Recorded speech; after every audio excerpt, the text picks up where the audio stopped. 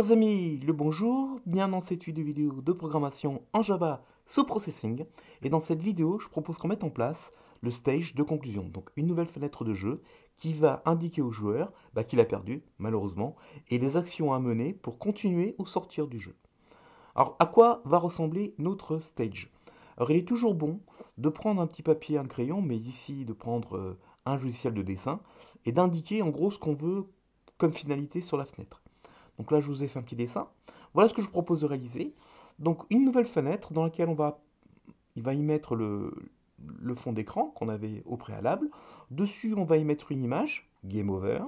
Et on va également placer 3 Easy Labels. Donc pour les Easy Labels, je renvoie aux vidéos précédentes. Donc un label, on affichera les points que le joueur a accumulés au cours du jeu. Un label également pour informer le joueur quelles sont les actions à mener pour continuer à jouer. Donc ici, press Enter to play. Ou bien, si le joueur désire quitter le jeu, eh bien, il devra actionner la touche Escape. Alors, dans les programmes sous Processing, quand vous actionnez la touche Escape, eh bien, par défaut, vous sortez, enfin, votre fenêtre s'arrête. D'accord? Donc voilà, on va créer cette fenêtre de jeu dans laquelle on va mettre tous ces éléments en place pour que le joueur puisse décider soit de continuer, soit de sortir du jeu. Pour cela, nous allons créer une nouvelle classe. Donc vous allez dans ici, on a fait un New Tab. On crée donc une classe, on l'appelle, là on fait Game Over Stage, Conclu Stage, comme vous voulez. Moi je vais l'appeler Conclu Stage. Entrée. Donc c'est une nouvelle classe. Donc classe, Conclu Stage, Stage, voilà. Et elle doit hériter d'une classe qui est contenue dans la EasyLib qui s'appelle Easy underscore Stage. Attention de bien ouvrir et fermer les colibraces. Alors, pour mémoire, quand vous créez une classe qui hérite de EasyStage est une classe abstraite, donc on ne peut pas créer directement de EasyStage, mais on peut hériter de EasyStage. Il faut absolument implémenter les méthodes que possède EasyStage. À savoir, en premier lieu, vous devez créer une méthode qui appelle le constructeur, donc c'est évident, conclu stage. Donc voilà, c'est le constructeur de notre stage. Ce constructeur, en premier lieu, que va-t-il faire? Eh bien, il va appeler le constructeur de EasyStage. Ensuite, quelles sont les autres méthodes qu'on doit implémenter? On doit implémenter la méthode de mise à jour, donc le void update float dt. Donc voici une méthode à implémenter. J'ai un de trop. Ensuite, il faut qu'on puisse afficher des éléments. Donc, il faudra afficher par la méthode render. Voilà. Donc, il nous faut absolument une méthode render. Et il nous faut aussi une méthode onEnter et onExit. On verra l'utilité tout à l'heure. Donc, void onEnter. Et vous lui passez un objet qui possède processing, qui est un string dic, un dictionnaire de string. On l'appelle MSG comme message. Et enfin, dernière méthode à implémenter, on peut en créer d'autres, il n'y a pas de souci avec ça, mais au moins, il faut que ces méthodes-là existent. Il faut qu'on ait une méthode qui renvoie void, qui s'appelle onExit. Et pour l'instant, on ne lui passe aucun argument de la méthode. Donc, théoriquement, si je ne me suis pas trompé, est-ce qu'il manque ici quelque chose d'important? Ceci. Donc, CTRL S. Nous avons donc le corps du conclu stage. Bien sûr, on peut créer d'autres méthodes. Mais on est obligé d'implémenter un constructeur, mais ça me semble un peu logique. Si vous voulez créer un conclu stage, il faut un constructeur. Le update pour les mises à jour, des éléments que contiendra ce conclu stage. Ce render qui va afficher les éléments que contiendra conclu stage à l'écran. Et une méthode onEnter et une méthode onExit. On la verra un petit peu plus tard au cours des vidéos. Maintenant, on a le choix. Soit on crée un nouveau background. Alors je vous rappelle, chers amis, que l'image de fond est celle qu'on avait avant. Et il doit y rajouter maintenant une image qui s'appelle Game Over. Donc soit on crée un nouveau background, soit on part de notre background à nous et on vient le compléter pour qu'on puisse y afficher d'autres informations. Donc ce qu'on va faire, on va partir du background qu'on avait avant, donc la classe qui était responsable de l'affiche du fond d'écran, et on va y placer cette image-ci, d'accord? Eh bien, ouvrons notre classe background, qui est ici, et en plus de l'image de fond, on va créer une nouvelle variable, private, de type pImage, et on l'appelle img over, comme game over. Et pour l'instant, adresse nulle. Alors, où se situe cette image? Eh bien, dans nos ressources, en plus des images du paddle, du fond d'écran, de la balle, vous avez ici une image qui s'appelle gameover.png qui affiche le texte game over. Eh bien, nous allons implémenter cette image dans le background. Donc, je reviens ici. Donc, le problème, c'est que cette image ne doit apparaître que si je suis en game over. Et ce background existe et dans le game stage et dans le game stage over, enfin dans le game over. De fait, je vais ici passer un booléen en disant is game over. Donc soit il me dit true, donc soit je lui passerai true, on peut mettre une petite mèche, soit je lui passe true et de fait je suis en is game over, ou bien je lui passe false, et si c'est false, eh bien je suis dans l'image no game over. Donc ici, je ne vais charger l'image qui est ici, donc le image game over pour l'instant adresse nulle. Donc je vais prendre cette chose-ci, et ça c'est quoi? Donc vous vous souvenez, on faisait un lot d'images, or je suis feignant, il ne faut pas changer ses habitudes, on vient ici, on fait cela, mais attention, je ne fais cette opération que si le is game over est à true. Je ne vais pas charger l'image si je suis à false. Donc si je suis à true, si le renvoi ici à true, c'est que je suis dans une étape de game over. De fait, je vais charger cette image. Je reprends. Dans le constructeur background, je vais recevoir un argument, avant on ne l'avait pas, mais on va l'avoir maintenant, un argument qui s'appelle un booléen.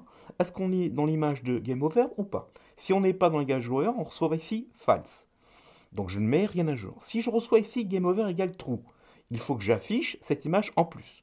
Eh bien je vais charger cette image en faisant image over, le nom de l'image ici. Je fais load image et je vais récupérer l'image qui se situe dans mes répertoires de assets. Ici, cette image, on va prendre son petite information. Donc, elle s'appelle... Donc, elle doit avoir elle a une taille ici définie qui est de... on le voit où les tailles? Voilà, ici. Donc, 358 par 247 pixels. Donc, on prend cette image-ci, on fait un CTRL-C, on vient ici, on revient dans notre source, et au lieu d'afficher les backgrounds ici, on va afficher cette image-ci. Donc, j'aurai maintenant dans le background deux images, le fond d'écran et l'image Game Over. Pour le rendu, ben c'est très simple. Si l'image, donc on va faire un peu de copier-coller de ça, parce que c'est quasiment la chose. On vient ici, on recopie ici, sauf qu'ici c'est pas img, c'est over. Si l'image image over est nulle, eh bien si elle est nulle, je ne vais pas l'afficher. A contrario, si elle est nulle, enfin si elle est non nulle, je vais les rendre de type center, comme ça sera plus simple pour centrer l'image. Donc je pose un type mode center, donc l'image est référencée par rapport au centre de l'image. Je vais l'afficher où? Donc je vais afficher qui? L'image over, ok, et je vais l'afficher à la largeur divisée par 2, et puis je ne sais pas la hauteur, on va la mettre à... On va la tester, on va la mettre à 50 pixels, et si on voit que c'est pas assez, bon, on descendra. Alors, je reprends les amis. J'ai une classe background. Cette classe background, je vais la changer un tout petit peu pour ajuster l'image, enfin l'image de fond, en fonction du type de stage. Soit je suis dans stage game, de fait, je n'afficherai pas l'image de game over. A contrario, si je mets un background false, je suis dans le game stage. Si je mets un background true, je suis dans le game stage over, dans le conclu stage, et là j'afficherai mon image. Pour tester la chose, qu'est-ce qu'on peut faire? Eh bien, on peut aller dans le programme principal, d'accord? Et maintenant, je possède deux stages. Eh bien, avant, on avait fait ici, on avait chargé notre stage manager qui est responsable de gérer les stages. J'avais fait stage manager.addStage, je vais faire un new game stage. Eh bien, je vais commenter cette ligne-là et je vais décommenter cette ligne-ci. Alors, que fait-elle? Eh bien, elle prend le stage manager et lui ajoute quoi? Un new conclu stage. Sauf que ça ne marchera pas. Pourquoi? Parce qu'il y a deux petites choses. Le conclu stage, ici, il a besoin du background stage. Et quand on va lancer le game stage, ici, vous voyez, il me dit derrière, me souligne en rouge, il me dit il y a un problème parce que le constructeur de background attend un paramètre. Et bien le paramètre qu'on lui passe ici, c'est quoi? C'est false. Ok? Mais il faut absolument que je crée un background dans le conclu stage si je veux le tester. Parce que actuellement, le conclu stage, il est vide. Il est vide d'objets en fait. Donc ce que je fais ici, je vais créer un private, un background. Je l'appelle BKG pour simplifier la chose. Pour l'instant, adresse nulle, comme d'habitude. Après avoir construit le constructeur héritant, je vais faire maintenant BKG égale new background.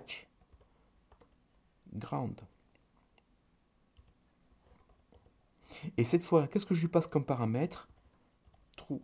En lui passant true, il va de fait mettre en place l'image du game over, on la verra affichée. Mais pour l'afficher, alors est-ce qu'on a besoin de faire bouger l'image? Non. Par contre, il faut l'afficher de fait dans le render.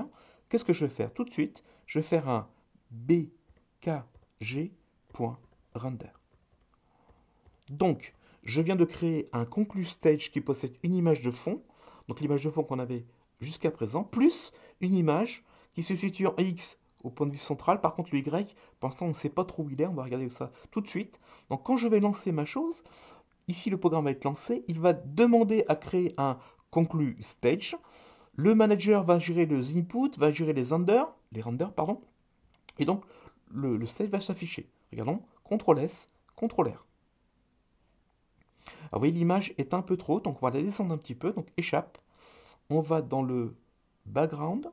Et ici, allez, on double, on va mettre 100 pixels, CTRL-S, CTRL-R.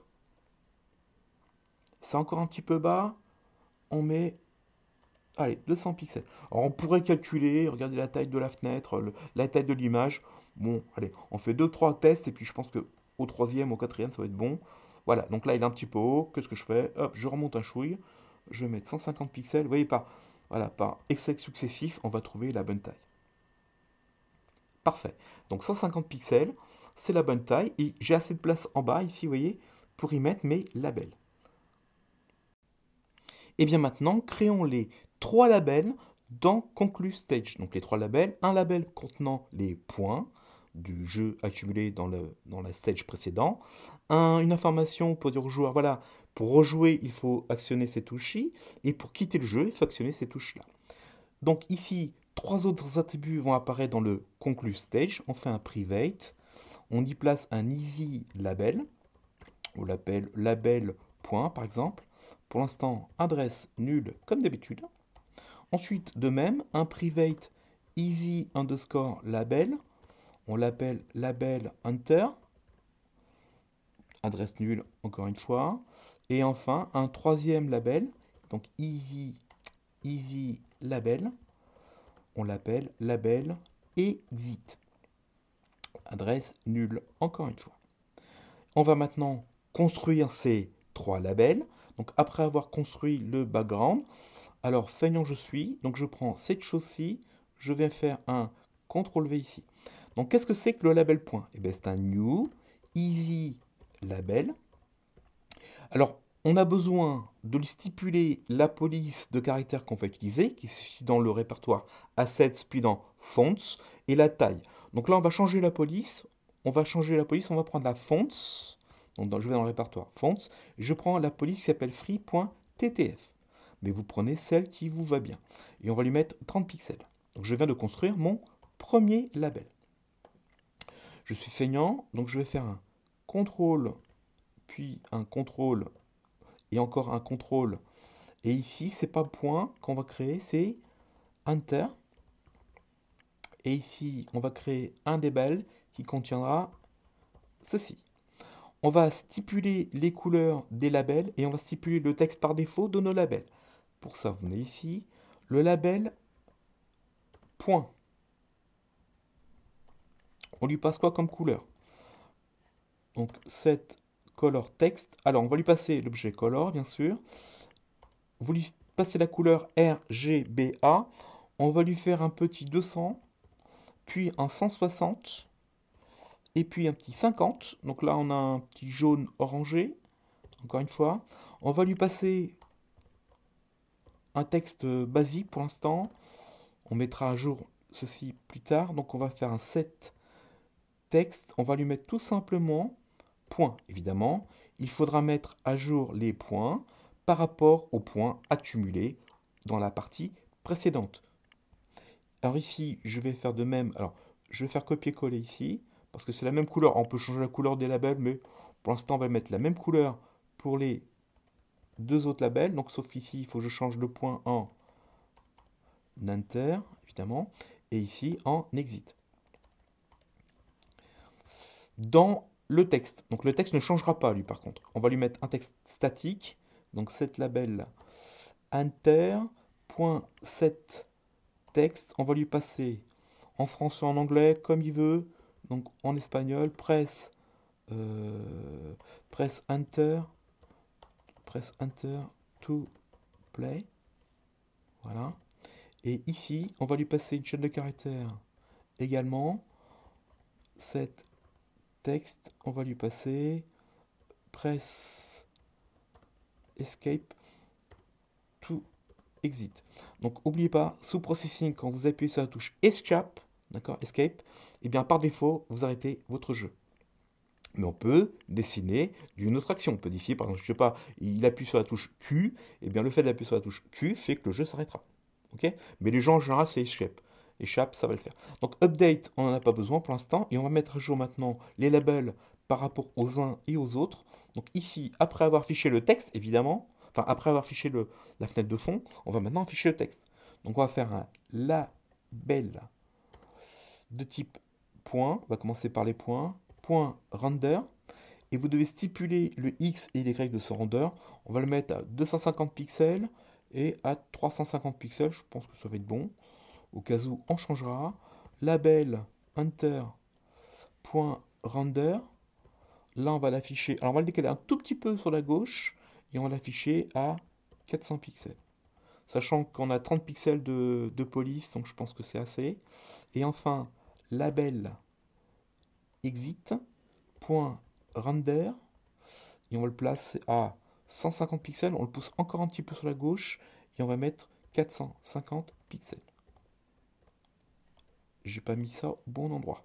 Voilà. Donc je viens de créer mes 3 labels. Un label qui contient le texte, alors pas pont parce que ça va pas le faire sinon, points. Un label qui dit press enter to play et un label qui dit press escape to exit. Dans mon programme principal, je suis toujours en train d'appeler le conclu stage. De fait, je dois maintenant avoir à l'écran mon conclu stage qui va apparaître. On y va. CTRL R, CTRL S. J'ai donc bien ici l'image qui est positionnée, 3 labels, point, press enter to play, press escape to exit. La question qui se pose maintenant, c'est comment va-t-on indiquer les points qu'on avait accumulés dans le game stage. Retournons dans un premier temps dans le programme principal. Actuellement, le Stage Manager met en place le Conclu Stage, qu'on avise ici. On a testé le Conclu Stage, celui-ci répond à nos attentes. Eh bien, on va rebasculer à nouveau dans le Game Stage. Donc, à l'entrée du jeu, la fenêtre sera le Game Stage. Et puis, vous allez jouer, et puis vous allez perdre. Il faudra mettre en place ensuite le Conclu Stage. Le passage de Game Stage à Conclu Stage se fera comment? Eh bien, il se fera au test du le jeu est fini. Pour tester que le jeu est terminé, c'est très simple. Il suffit de tester la variable lives. Allons voir. Allons dans le Game Stage. À la fin de tous nos tests de collision, etc., on va voir si notre jeu est terminé. Pour ça, on va tester le live si les points de vie sont négatifs. Si les points de vie sont négatifs, eh bien vous avez perdu. Il faut maintenant mettre en place le passage du stage game au stage conclusion. Mais on va faire ce passage en lui passant également des informations, un message. On va lui passer quoi comme information? Eh bien les points accumulés. Alors comment englober ce message dans un objet? Donc pour ça, on va utiliser un objet que met à disposition Processing, qui est le string dic, le dictionnaire de chaînes de caractères. Allons voir la documentation. Donc dans Tools, Référence Tool, nous tapons string dic et nous avons ici le dictionnaire string. Donc comme à chaque fois, un petit exemple explicite, vous allez comprendre. On crée un objet de type string dic. Donc cet objet-là, en fait, c'est un tableau dynamique. C'est un array list. Il s'appelle inventory. On va créer cet objet d'inventaire ici. Et maintenant, on va y placer des choses. Les objets qu'on y place, ce sont des chaînes de caractères, d'où le mot string. Mais dans ce tableau, les chaînes de caractères sont référencées par rapport à des indices. À l'indice 0, je mets ce mot-là, à l'indice 1, je mets ce mot-là, etc. Sauf que dans un string dic, comme dictionnaire, eh bien on va créer un dictionnaire. on va référencer le contenu, non plus avec des indices, mais avec des mots-clés, qu'on appelle des clés. Des mots-clés ou clés, ou key en anglais. Exemple, dans l'inventaire ici, je vais placer ce mot-ci, donc cet objet chaîne de caractères qui s'appelle black, a pour référence coffee. Donc vous voyez ici, set c'est pour mettre à l'intérieur du tableau, get c'est pour récupérer. Set, je positionne, get, je récupère. Je positionne l'objet chaîne de caractères white ayant pour référence le mot floor et green, tea. Et bien de même, on va faire la même chose dans notre jeu ici. On va créer un string dict. On l'appelle MSG comme message. D'abord, on faut le créer. Donc je fais new string dict. Attention, parenthèse, hyper important. Ensuite, je vais mettre dans mon message quoi? Je peux mettre le nom du personnage, le temps passé, la durée, le nombre de briques cassées et les points. Eh bien, on va ici, de façon simple, y placer le score. Donc, je vais mettre dans message, point set, je positionne quelque chose. Je vais lui passer une clé. La clé, c'est un mot, donc c'est une chaîne de caractères. Et on va mettre en majuscule, on va mettre score. Donc ça, c'est ma clé. Et qu'est-ce qu'il faut que je passe? Il faut que je mette maintenant dans ma chaîne de caractères, dans mon tableau chaîne de caractères, eh bien la chaîne de caractères qui représente le score. Ou les points, si vous préférez. Sauf que les points, ce sont des entiers.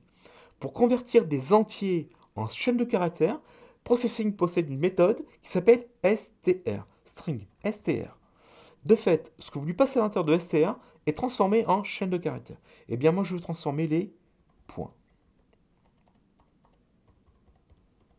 Il me semble que c'est point. Oui, c'est ça. Non, c'est le score, c'est score. C'est score. Voilà, donc ici, dans mon tableau dynamique, qui s'appelle MSG comme message, je vais lui positionner le score. Et je lui envoie à l'intérieur du score, eh bien le score, mais en chaîne de caractères. Maintenant, il faut que je dise à mon stage manager, donc je fais G stage manager, j'appelle mon manager, et je vais dire maintenant, tu vas changer de stage, je vais appeler cette méthode-ci, tu vas changer de stage, quoi comme stage? Eh bien, tu vas mettre en œuvre un new quoi? Un new conclu stage. Et on lui passe ou pas le message. Eh bien, ici, on lui passe un message. Si vous voulez créer un nouveau stage sans passer de message, vous mettez l'objet nul. Résumons. Quand mon jeu sera terminé, c'est que mes points de vie seront négatifs. De fait, je mets en place un message. Un message, c'est en fait ici un tableau dynamique, un dictionnaire qui contient des mots-clés et qui contient du contenu. Ce contenu est de type chaîne de caractères. D'accord? Donc je mets en place mon message, je crée un objet string dictionnaire, dic. Je mets en place mon message en faisant .set. Ma clé, c'est le mot score en majuscule. Et je vais placer dans cette case score un contenu qui est le point accumulé. Mais le contenu est de type entier. Mon tableau ne contient que des chaînes de caractères. J'utilise donc la fonction qui convertit les entiers en chaînes de caractères, donnée par Processing, qui s'appelle str, comme une fonction int. Et bien ici, str va prendre l'entier score, le nombre score, et va le transformer en chaîne de caractères.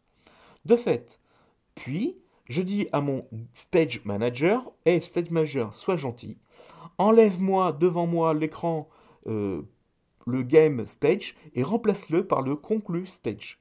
Donc il va prendre sa pile, il va enlever de sa pile le game stage et il va placer un conclu stage. Et on lui passe le message. Quand le constructeur de conclu stage va arriver, avant de faire le update, avant de faire le rendu, la première fois qu'il va appeler cet objet, il va rentrer dans la fonction onHunter. Il ne rentre qu'une seule fois. Et de même, vous avez compris, quand il sortira de cette... Quand on partira de l'écran, quand le conclu stage sera détruit, avant de détruire, il va appeler la méthode onExit. Donc ici, on s'intéresse à onHunter, qu'est-ce qu'on fait? Eh bien, en tout premier lieu, il faut tester s'il y a un message. Donc il faut que le message que je reçois en argument, qui a été donné par le game stage ici, il faut que le message que je reçois soit non nul, donc il existe. Donc ici, il faut que ce message soit non nul. Mais je peux avoir un message non nul et vide. Non, il faut aussi tester le contenu de ce message. Est-ce qu'il y a quelque chose à l'intérieur? Pour ça, je vais regarder la taille de mon message. Si ma taille du message est plus grande que 0, c'est que mon message contient des choses. Donc il faut que le message, point, j'appelle la méthode size, qui me donnera la taille du message. S'il est positif, eh bien c'est qu'il y a un message à extraire. Alors, quel est, je fais n'importe quoi. Quel est le message à extraire? Eh bien, nous avons vu que nous avons placé dans une variable référencée par score, le score. Eh bien, je peux maintenant mettre en place, maintenant les points. En faisant quoi? Alors, on peut le faire en une seule ligne, on va le faire en plusieurs lignes pour que vous compreniez bien. Je vais créer une variable string. D'accord? Une chaîne de caractères. Je l'appelle point. C'est quoi ce point? Eh bien, je prends mon message, point get, donc je vais récupérer le contenu, et je lui passe en paramètre eh bien, la clé que je désire obtenir. La clé, c'est le mot score. Eh bien, en faisant ceci, maintenant mon string, ici mon point, contient maintenant le score. Il suffit de mettre maintenant en place, eh bien, par rapport au test et par rapport au label, donc je fais label, point set texte, qu'est-ce que je vais y placer? Eh bien, on peut lui mettre les points sont entre point égale un petit espace, et je vais concaténer avec ma chaîne de caractères point égale espace, quoi? Eh bien, les points.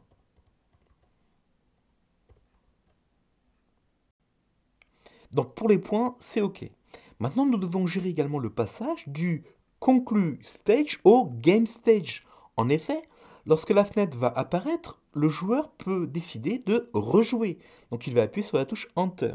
De fait, en appuyant sur la touche Enter, on doit relancer à nouveau le game stage. Comment gérer cela? Eh bien, on va utiliser la méthode update. Donc à chaque fois que on rentre dans l'update, on va tester si le joueur a appuyé sur la touche Enter.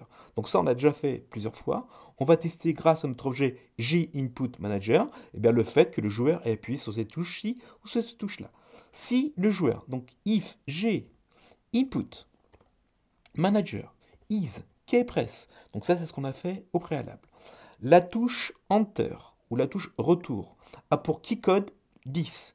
Si le joueur appuie sur la touche 10, qu'est-ce qu'il faut faire? Allez, je vous laisse quelques picosecondes de réflexion.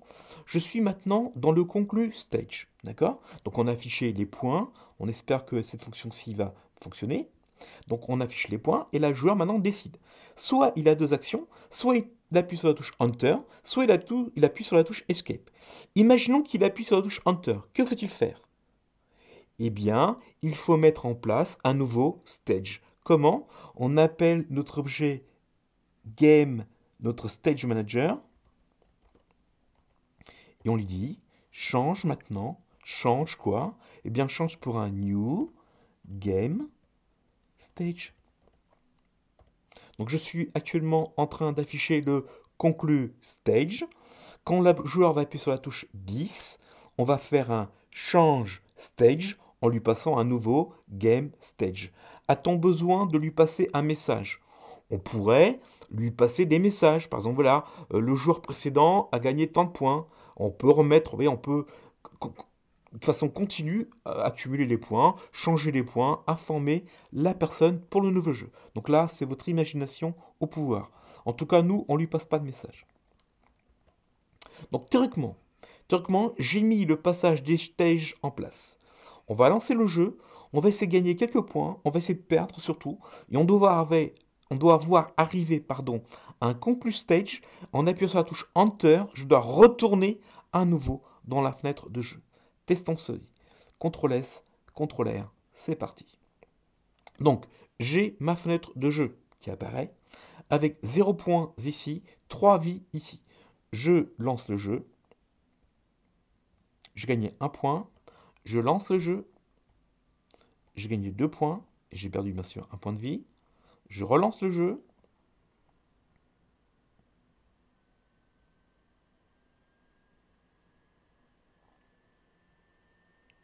voilà, je suis très très mauvais, vous remarquez, je ne bouge quasiment pas, j'ai par là. Attention, Oui, on a atteint le game over. Pourquoi? Parce qu'on n'avait plus de points de vie. On est passé au point de vie négatif. Et vous remarquez ici qu'on a bien les points accumulés au cours du jeu. Maintenant que j'ai deux actions, soit j'appuie sur la touche play, je vais tester si mon G input manager, escape, press, etc. égale 10. Ou bien, si je fais escape, je sors de mon jeu. Si je fais enter, je dois retourner à nouveau à mon game stage et la boucle est bouclée. Donc je recommence, on relance le jeu. Voilà, un point accumulé.